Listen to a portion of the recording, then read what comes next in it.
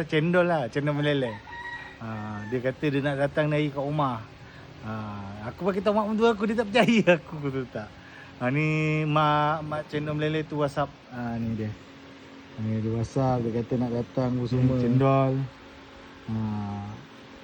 Lepas tu ni cendol meleleh ni WhatsApp.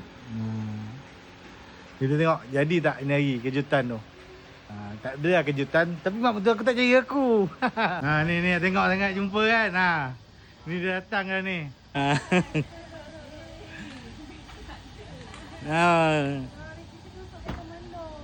Cendol meleleh datang hai.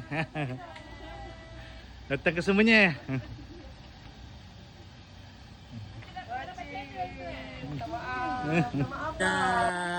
Datang semuanya ada. Tengok mak punya hal ni. Tengok semua mak punya masalah mak. Itu sebab nak jumpa ni je mak ni. Mak nak tengok nak support. Nak support ni dua adik-beradik ni. Mantap. Alhamdulillah sanggup dia orang hantar cendol kat cik ni Terima kasih banyak ya Allah yang sanggup. Cik Farida dah dapat cendol. Bye. Okey mak. Okey tak? Okey, cendol dah dapat. Terima kasih. Cendol meleleh adik-beradik sekeluarga hantar cendol kat kami. Nak siap tunggu semuanya padahal korang ada event pukul 3 ni.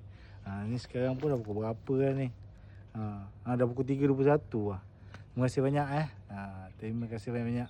Moga korang dimurahkan rezeki, dilimpahkan rezeki. Ni bagi cendol.